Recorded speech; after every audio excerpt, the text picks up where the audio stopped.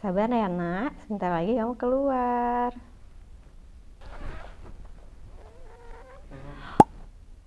Hah? Hah? Aduh.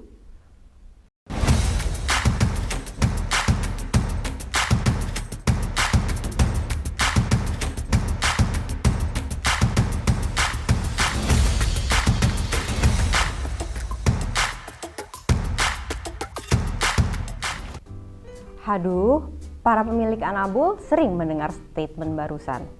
Emang bener ya, kucing itu bikin mandul atau bikin kehamilan kita kenapa-napa? Yuk kita bahas seputar mitos tersebut di sini. Anabul atau anak bulu merupakan sebutan untuk hewan peliharaan berbulu seperti kelinci, hamster, anjing, maupun kucing. Pecinta anabul yang sudah menikah biasanya diterpa problematika karena sering sekali anabul kita menjadi kambing hitam dalam masalah kemandulan atau infertilitas. Dikatakan mengalami infertilitas apabila sepasang suami istri tidak kunjung diberikan anak atau keturunan, padahal sudah 12 bulan melakukan hubungan tanpa pengaman. Biasanya infertilitas itu disebabkan dari faktor manusianya sendiri, baik dari wanitanya maupun dari pria. Apa saja sih penyebabnya? Ada di sini ya. Dan untuk permasalahan anabul dan kemandulan ini, sebetulnya bukan anabulnya loh yang salah, tapi parasit yang dinamakan Toxoplasma gondii yang menjadikan anabul kita sebagai inangnya. Biasanya melibatkan anabul dengan jenis kucing.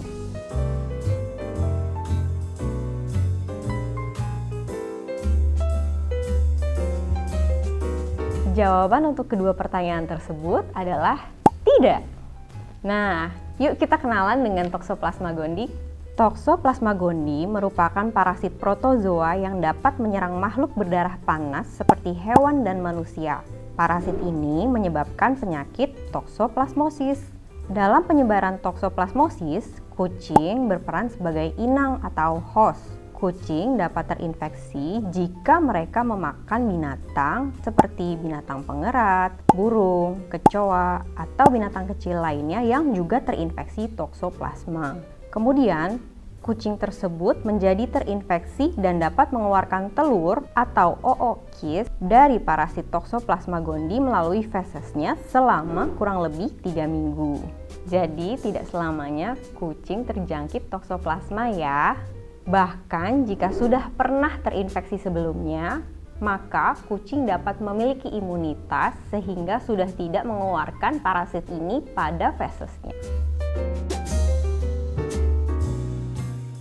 Apabila tangan manusia terkontaminasi dengan feses atau bagian dari toksoplasma dan kemudian tidak sengaja tertelan. Namun, selain feses kucing, ada juga loh beberapa kegiatan yang bertanggung jawab di penyebaran toksoplasma. Misalnya berkebun, makan sayur buah yang tidak dibersihkan dengan baik, memakan daging atau hidangan laut yang tidak matang, minum air yang tidak matang atau susu yang tidak dipasteurisasikan, kemudian transfusi dan transplantasi organ, dan yang terakhir penyebaran dari plasenta ibu ke janin. Lalu bagaimana cara kita menjaga anabul agar tidak terinfeksi toksoplasma? 1. Jangan beri anabul makanan yang tidak matang. Yang kedua, jaga kucing Anda untuk tetap di dalam rumah untuk menghindari kontak dengan hewan lain yang mungkin membawa toksoplasma.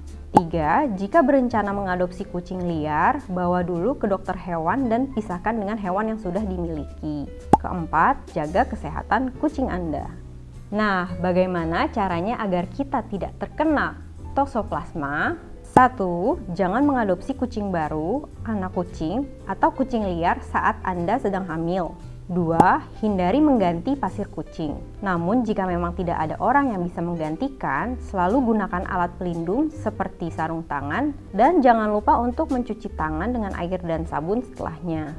3. Pastikan feses pada kucing dibersihkan setiap hari karena parasit yang ada di feses baru bersifat infeksius 24 jam pasca dikeluarkan.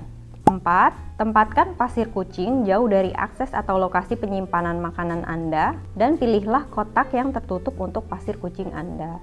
5. Gunakan sarung tangan saat berkebun dan jangan lupa cuci tangan dengan air dan sabun setelahnya. 6. Masak daging dan seafood hingga matang. 7. Cuci dan kupas buah Anda dengan baik sebelum dikonsumsi. 8. Cuci bersih seluruh perkakas dapur yang terkontaminasi daging mentah atau buah yang baru dipanen. 9. Jangan minum air mentah atau minum susu hewan yang tidak terpasteurisasi. Nah, bagaimana cara kita memeriksa apakah kita terinfeksi toksoplasma atau tidak? Jika penasaran apakah Anda terkena infeksi tokso atau tidak, Anda dapat melakukan pengecekan melalui darah. Nah, kalau ternyata hasilnya sudah terlanjur terinfeksi, apa sih yang dapat disebabkan oleh toksoplasma? Kebanyakan bayi yang baru lahir tidak menunjukkan adanya gejala, akan tetapi gejala dapat berkembang seiring dengan perkembangan usia. Toksoplasmosis dapat membuat Anda memiliki gangguan pada penglihatan dan juga otak atau sistem saraf. Jika terinfeksi saat hamil, Anda perlu mengkonsultasikan kepada spesialis obstetri dan ginekologi untuk pengobatan dan pemantauan. Oke, jadi kalau mendengar nyinyir-nyinyir kayak yang tadi tuh, jangan buru-buru melepas anabul kalian ya, karena jawabannya adalah mitos. Apalagi jika anabul Anda dipelihara di dalam rumah dan terjaga kebersihannya. Pokoknya perlu diingat, setiap penyakit pasti ada cara pencegahannya. Cukup jaga kesehatan anabul Anda jika ingin Anda sehat juga. Tertarik dengan konten kesehatan seperti ini? Jangan lupa untuk kunjungi website kami dan follow sosial media kami ya. AI Care, your smart health companion. Bye-bye!